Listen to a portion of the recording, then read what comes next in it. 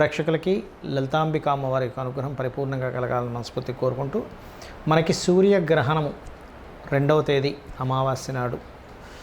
చాలామందికి సందేహం ఏంటంటే అసలు మనకు ఉందా లేదా అని అడుగుతున్నారు. మనకి ఇండియాలో లేదు, ఇది గుర్తుపెట్టుకోండి. దీని గురించి ఏమీ భయపడాల్సిన పని లేదు. మరి ఎక్కడుందండి? అమెరికన్ కంట్రీస్ సైడ్ ఉంది సూర్యగ్రహణం, గుర్తుపెట్టుకోండి. మనం గతంలో చెప్పినట్టుగా చంద్రగ్రహణ ప్రభావం అనేటువంటిది బయట కంట్రీస్లో విపరీతమైనటువంటి వర్షాలు వస్తాయని చెప్పుకున్నాం. అదేవిధంగా మనకు అక్కడ కనబడుతుంది. చైనా కావచ్చు, అమెరికా కావచ్చు, విపరీతమైన గాలులు వస్తూ ఉన్నాయి.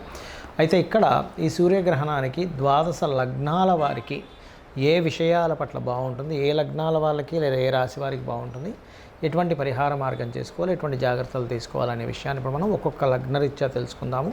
లగ్నం తెలియని వారు రాశిపరంగా చూసుకోవచ్చు. ఈ విషయాలు చెప్తుంది నేనైనప్పటికీ కూడా చెప్పిస్తున్న సాక్షాత్ లలిత అమ్మవారిగా భావిస్తూ ఒక్కొక్క లగ్నం గురించి మనం తెలుసుకుందాం. కర్కాటక లగ్నము, కర్కాటక రాశి. ఈ యొక్క గ్రహణ ప్రభావం మన ఇండియాలో లేదు, బయట దేశాల్లో విదేశాల్లో ఉంది. 9 గంటల 13 నిమిషాలు మన టైం, 9 గంటల 13 నిమిషాలు రాత్రి సమయం నుంచి తెల్లవారు 3 వరకు ఉంటుంది. కొన్ని ప్రదేశాల్లో 10 గంటలకు కూడా ప్రారంభమవుతుంది అమెరికన్ కంట్రీస్లో. అయితే ఇక్కడ మీరు అర్థం చేసుకోవాల్సింది ఏంటంటే, కర్కాటకం వారికి గ్రహణం చాలా మంచిది. ఎటువంటి విషయాల్లో మంచిదండి? కొన్ని అగ్రిమెంట్స్ ఫలిస్తాయి. గతంలో కొన్ని మిస్అండర్స్టాండింగ్స్ అయినవి క్లియర్ అవుతాయి. ధైర్యంగా వేసేటువంటి స్టెప్ ఫలిస్తుంది. కొన్ని ఇంటర్వ్యూస్కి వెళ్ళినప్పుడు కొన్ని సక్సెస్ అవుతాయి, అందులో ఎటువంటి సందేహం లేదు. అదేవిధంగా మీరు ఏదైతే కొన్ని రాతకోతలు ఉన్నాయో వాటికి సంబంధించినటువంటి కొన్ని విషయాలు చూస్ చేయండి. కాకపోతే ఎందుకంటే ఎంతైనా బుధకేతువులు ఉన్నారు కదా, అగ్రిమెంట్ చేసేటప్పుడు కొంచెం క్లాజెస్ ఏం పెడుతున్నాం అనేటువంటి చూడండి. ఇది మెయిన్గా మీకు బాగా కలిసి వస్తుంది. కొన్ని షార్ట్ జర్నీస్, కొన్ని ప్రదేశాలకు మారడం ద్వారా కలిసి రావడము, ఇటువంటి ఫలితాలు ఈ గ్రహణం ఇస్తుంది. అయితే ఎప్పుడైనా గుర్తుపెట్టుకోండి, గ్రహణము అంటే భయపడేది కాదు. గ్రహణం అనేటువంటిది ఒక చక్కగా జపం చేసుకొని మనం దాని ఫలితం పొందేటువంటిది, పూర్వజన్మ కర్మను తొలగించుకునేటువంటిది. మీరు సుబ్రహ్మణ్యేశ్వర స్వామి యొక్క స్తోత్ర పఠనం చేయండి గ్రహణ సమయంలో. లేదా నరసింహస్వామి, చాలా ఇబ్బంది పడుతున్నామండి, అయ్య బాబు నా వల్ల అవ్వట్లేదు అనుకునేటువంటి వారు లక్ష్మీ నరసింహస్వామి యొక్క కరావలంబ స్తోత్ర పఠనం చేయండి. ఖచ్చితంగా మీరు బయటపడతారు ఆ యొక్క స్థితి నుంచి.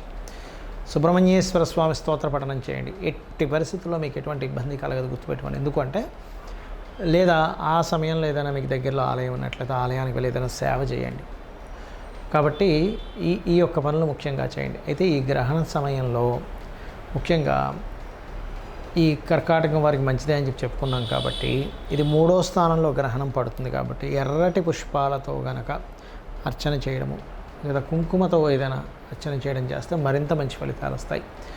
అలాగే మరొక విషయం ఏంటంటే, ఈ గ్రహణం యొక్క ప్రభావం 40 డేస్ ఉంటుంది. అది మంచి కానివ్వండి, చెడు కానివ్వండి, ఈ 40 డేస్లోనే చాలా మంచి విషయాలు జరుగుతాయి. అయితే ఇక్కడ మీకు చంద్రగ్రహణం భాగ్యస్థానంలో జరిగింది. కాబట్టి చంద్రగ్రహణం నుంచి 40 డేస్ బ్యాంక్ ట్రాన్సాక్షన్స్ విషయంలో జాగ్రత్తగా ఉండాలి. ఇది ముఖ్యంగా లాంగ్ జర్నీ చేసేటప్పుడు జాగ్రత్తగా ఉండాలి. గ్రహణం తర్వాత గ్రహణ దోషం ఉన్నటువంటి వారు ఏ దానాలు ఇవ్వాలి? గుర్తుపెట్టుకోండి, గోధుమలు 1 కేజీ గోధుమలు, కేజీ బియ్యము, మినుములు, ఉలవలు, ఈ 4 పదార్థాలు తీసుకోండి. అదేవిధంగా సూర్య ప్రతిమ, చంద్ర ప్రతిమ అని ఉంటాయి మనకి పూజా సామాగ్రి స్టోర్స్లో దొరుకుతుంది. అదేవిధంగా మీకు నాగపడిగ ప్లస్ దీంతోపాటు ఒక ఇత్తడి గిన్నె, చిన్న ఇత్తడి గిన్నె తీసుకొని దాంతో నెయ్యి కూడా, ఆవు నెయ్యి కూడా పెట్టి, స్వచ్ఛమైన ఆవు నెయ్యి పెట్టి వీటిని దానంగా ఇవ్వాలి. మరి ఎప్పుడు ఇవ్వాలి? గ్రహణం అయిపోయిన తర్వాత ఆ రోజైనా ఇవ్వచ్చు. అదేవిధంగా మనకి నెక్స్ట్ డే కూడా ఇవ్వచ్చు, ప్రాబ్లం ఏం లేదు. అయితే ఈ గ్రహణ ప్రభావం మాత్రం 40 రోజులు ఉంటుంది, గుర్తుపెట్టుకోండి. మరి ఇక్కడ చాలామందికి ఏమండి నాకు డేట్ ఆఫ్ బర్త్ లేదు, టైం లేదు, నాకు అసలు ఏ రాశో కూడా తెలియట్లేదు, అలాంటప్పుడు నేను ఇవ్వచ్చా అని అడుగుతూ ఉంటారు. ఖచ్చితంగా ఇవ్వచ్చు, దోషమేం లేదు. అదేవిధంగా ఏ రాశో కూడా తెలియనటువంటి వారు జాగ్రత్త తీసుకోవాల్సింది ఏమిటి అంటే, ముఖ్యంగా అప్పుల విషయంలో జాగ్రత్త పడాలి. సూర్యగ్రహణం న్యాచురల్ 6th హౌస్లో జరుగుతుంది కాబట్టి అనవసరంగా లిటిగేషన్స్లో ఇరుక్కుంటాను అనుకునేటువంటి విషయాల్లో జాగ్రత్త పడాలి. అంటే మనం ఊరికనే పోయి ఇందులో లిటిగేషన్స్ ఇరుక్కుంటాం, అటువంటివి ఏమైనా ఇరుక్కుంటామో లిటిగేషన్స్ అనుకునే విషయాల్లో చాలా జాగ్రత్తగా ఉండాలి. మీకు date of birth, time of birth లేనటువంటి వారు ఆరోగ్య సంబంధించిన విషయంలో జాగ్రత్త పడాలి. ఇది ఒకటి గుర్తుపెట్టుకోండి. అదేవిధంగా మనకు ఆ రోజు అమావాస్య కూడా వస్తుంది. కాబట్టి అమావాస్య నాడు అమ్మవారి ఆరాధన చాలా మంచిది. మరియు ఈ అమావాస్య తర్వాత మనకి నవరాత్రులు వస్తున్నాయి. కాబట్టి అమావాస్య రోజు పాటించాల్సింది కూడా ఏమిటంటే, మీరు చక్కగా మధ్యాహ్నం పూట అంటే నెక్స్ట్ డే మనకి అమ్మవారి నవరాత్రులు స్టార్ట్ అవుతున్నాయి కాబట్టి మధ్యాహ్నం పూట నెయ్యి కలిపినటువంటి అన్నాన్ని తీసుకోండి. ఇది శాస్త్రంలో ఉన్నటువంటిది. రాత్రికి పరిహారం తీసుకోండి. అలాగే అమావాస్య నాడు పూర్తి లలితా సహస్రనామాలు శ్రవణము లేదా పఠనం చేయండి. ఏమండి నేను ఆకలితో ఉండలేను అని అనుకునేటువంటి వారు పాలు లాంటివి తీసుకోవచ్చు ఉదయం పూట.